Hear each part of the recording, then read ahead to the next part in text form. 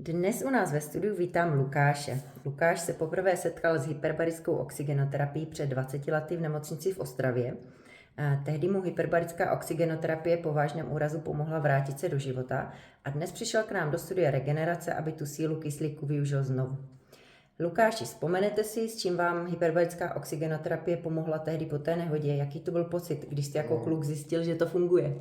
Před rehabilitací jsem na tom byl 8krát a vlastně pomohlo mě to v tom, že mě to zlepšilo tu rehabilitaci, urychlilo mě to pokroky, a zároveň se mě hojily popáleniny a vlastně jsem měl úraz mozku, tak to zlepšilo to právě. Přestože mozek tvoří jenom 2% hmotnosti těla, tak využívá 20% všeho kyslíku, který dýcháme. Nejenom mozek, ale i orgány. Všechny orgány, Prostě jasně. já jsem měl zasažené plíce, nemohl jsem dýchat, byl jsem na přístrojích. A to mě pomohlo teda dost. A jaké to bylo, když jste po 20 letech zjistil, že máme hyperbarickou komoru tady v Hodoníně? Co se vám honilo hlavou, když jste na to šel zase po takové době? No a říkal jsem, že to musím vyzkoušet. Zase znovu, jo.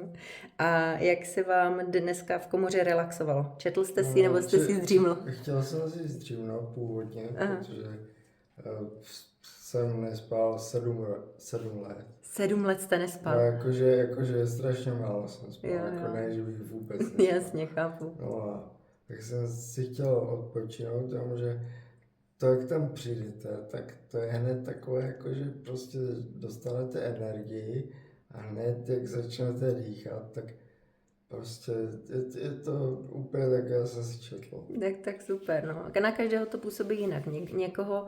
No právě, že někoho to buď nabudí, Ano. nebo ho to uspí. Uspí. A mě to nabudí. To je dobře, no. A ono to ten spánek potom zlepšuje v noci, taky tím, že vlastně ten mozek se okysličí, tak potom v noci se lepší spí. A co byste vzkázal lidem, kteří o hyperbarické oxygenoterapii uvažují, ale možná se trochu bojí nebo nevědí, co od toho čekat? Tak tady se není čeho bát, to je to v první řadě.